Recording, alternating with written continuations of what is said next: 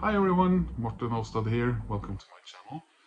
I thought I would do a little salute to Steve Harwell, who passed away a couple of days ago on September 4th. Before I go on, if you would please click like and subscribe to my channel, that really helps my channel in the long run. Now, Steve Harwell, of course, from Smash Mouth, um, got quite famous in the mid to late 1990s.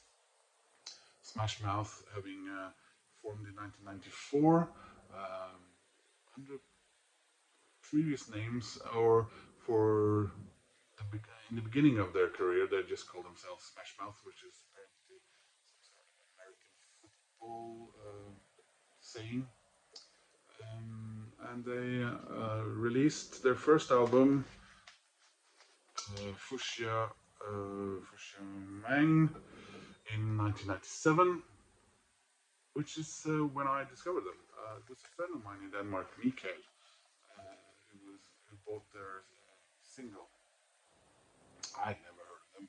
He said he'd heard them in a film, I think, and films being very much part of the band and their career in the years to come.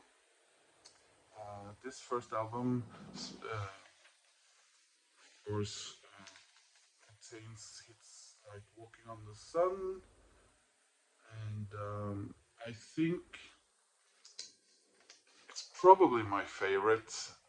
This was a period when I was very much listening to No Doubt, and they were also contemporary with Sublime.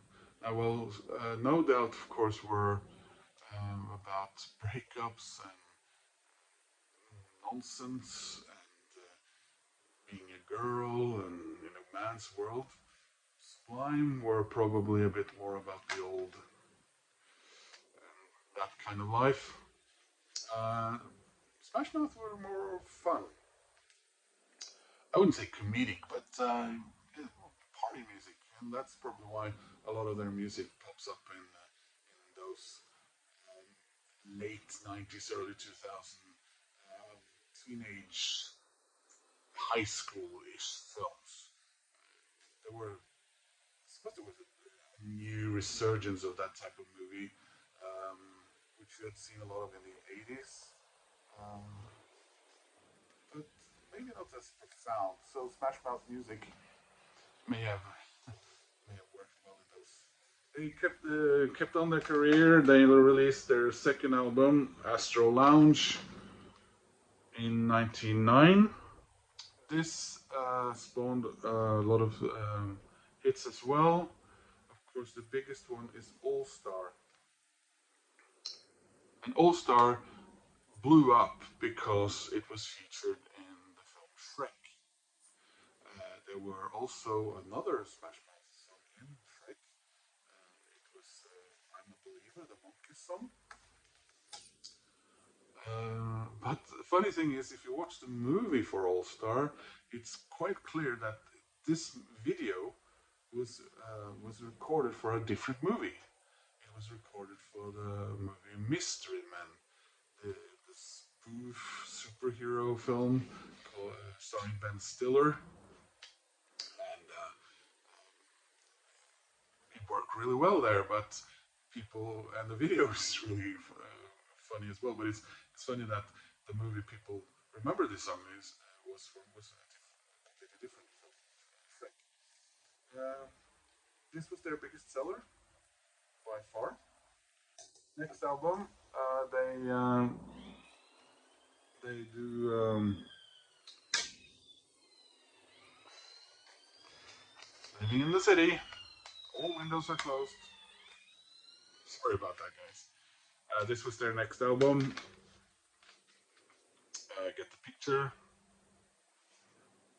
Here we go, and it sold significantly less.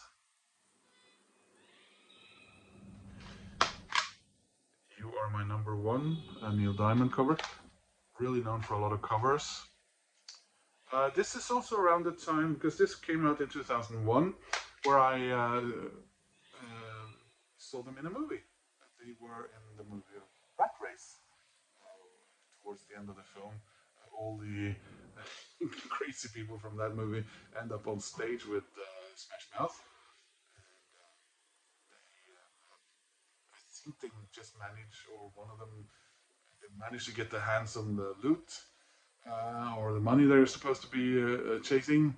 And the band thinks that this is somehow a contribution to whatever cause uh, they're doing this concert for. And well, that's the Smash Mouth appearance. Next record came out in. I think I mixed this up. Sorry, guys. Yeah, this was 2000, and already in 2001 came the album simply called Smash Mouth. Again, sold far fewer copies, and they were dropped by Interscope after this. And in the years that followed, I lost, I wouldn't say lost interest. The band sort of just vanished from my field of view. Uh, and part of the reason for that was that their subsequent albums were not released in Europe. If you go check out any website selling records, it will say that it's either import from the States, or if you go to Discogs, there's only US or Canadian copies of it. So from what I learned since, Steve Harwell did not fare well. He had a massive drinking problem, and his health deteriorated. His behavior deteriorated. There were instances at concerts where he reacted very negatively towards the audience. Um, but I get the feeling that they were still doing concerts, and people of my generation probably like going to festivals and seeing them. It's fun, upbeat ska, punk, uh, pop music. And I was really sad to read a few days ago that he only had a couple of days left to live. It was massive liver failure. And then I read this morning, um, because I looked it up to see how anything had happened. And indeed it had. He died on September 4th. Um, Big part of those late 90s and early 2000s musically. The music was heard, like I said, in lots of movies. So, sad moment. And of course, he lived above his means, at least as far as his physical wellness was concerned.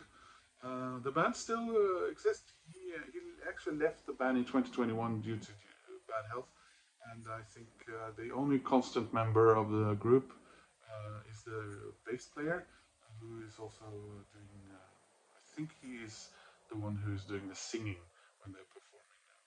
So that was a little news about Steve, and I hope his family and friends are okay. And thank you for watching, and I'll see you again in another video pretty soon. Take care, guys.